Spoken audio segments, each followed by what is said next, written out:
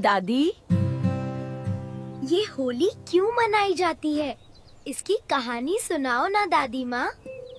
चलो बेटा, आज तुम्हें होली के पीछे की कहानी सुनाती हूँ। दोस्तों, होली का नाम सुनते ही हमारे चेहरे पर एक प्यारी सी मुस्कान आ जाती है। हवा में उड़ते लाल, हरे, गुलाबी गुलाल की तस्वीरें आंखों के सामने तैरने लगती हैं। चौराहों पर ढोल नगाड़ों की थाप, घरों से आती मीठी मीठी गुजिया और मालपुओं की महक, और बच्चों की पिचकारियों से छूटते रंग, ये सब हमारे मन को उमंग से भर देते हैं। हम सब इस दिन सारे गिले शिकवे भूलकर एक दूसरे को रंग लगाते हैं और खुशी से गले मिलते हैं। लेकिन क्या आपने कभी इस शोर और जश्न के बीच एक पल के लिए रुककर सोचा है कि रंगों का ये खूबसूरत त्योहार आखिर मनाया क्यों जाता है? हम होली से ठीक एक रात पहले चौराहों पर लकड़ियों का एक विशाल ढेर बनाकर उसमें आग क्यों जलाते हैं, जिसे होलिका दहन कहा जाता है? इसके पीछे की कहानी क्या है? आज मैं आपको ले चलता हूँ सतयुग के उस प्राचीन दौर में, जहाँ से होली की असल शुरुआत हुई थी।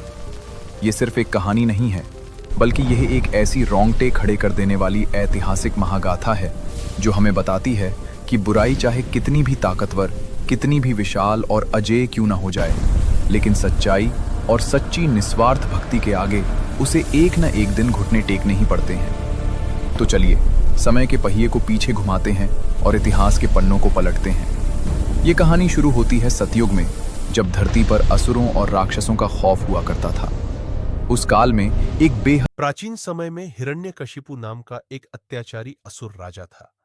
वह चाहता था कि सभी लोग उसी की पूजा करें, लेकिन उसका बेटा प्रहलाद भगवान विष्णु का बहुत बड़ा भक्त था।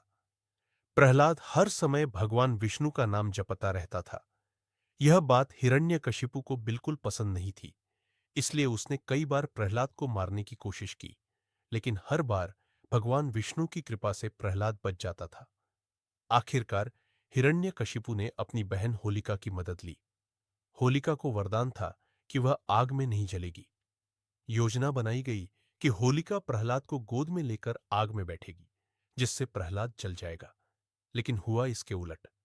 जब होलिका प्रहलाद को लेकर आग में बैठी, तब भगवान विष्णु की कृपा से प्रहलाद सुरक्षित बच गया और होलिका स्वयं जलकर भस्म हो गई।